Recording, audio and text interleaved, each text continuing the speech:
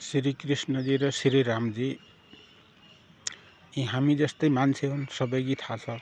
यिनको जन्म भएको यिनको आमा बुवाको नाम पनि हामीलाई थाहा छ, भन्नुपर्ने आवश्यकता छैन। साधारण अनपढ गवार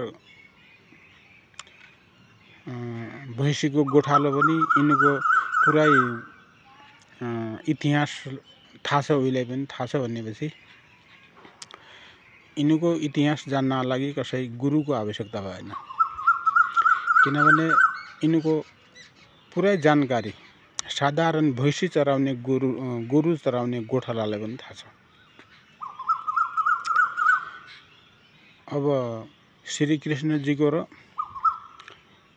रामजीको मुखबाट फोटोमा दाढी छैन। लोग्ने मान्छेको दाढी किन छैन हुनु पर्यो? उ त हामी जस्तै मान्छे हुन् नि। कोही उनलाई भगवान मान्न हुन्न, ऊ अलग बात हो, मान नमान भन्ने कुरो केही भएन, मान।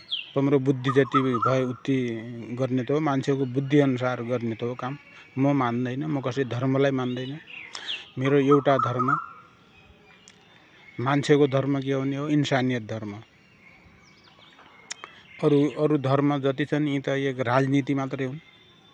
इन्सानियत, कमजोरको सहायता गर्ने, मद्दत गर्ने, लोटेकालाई उठाउने, घाउ मलन गर्ने, मलनपट्टि गर्ने, अस्पतालमा पुर्याउने, गरिबको मद्दत गर्ने, बेसहाराको मद्दत गर्ने, कमजोरलाई उठाउने, यो धर्म भयो।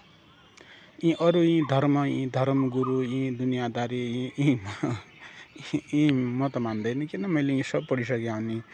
यी धर्मका किताबहरू छन्, यी धर्मका नियम लेखेका छन् यसमा। यिनको किताबमा मान्छे त यिनको पाठ गर्छ, बुद्धि नभएर पाठ गर्छ। यी पाठ गर्नेवाला होइन। यी जसले धर्म बनायो तिनले तिनो धर्ममा लागू हुने कानुन मतलब नियम बनायो, नियम मात्रै हुन्।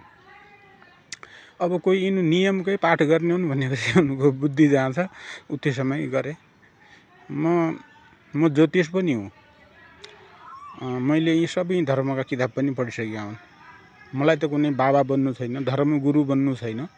मैले मेरो आफ्नो मानव जीवन सफल गर्नुपर्ने छ, बस यति हो।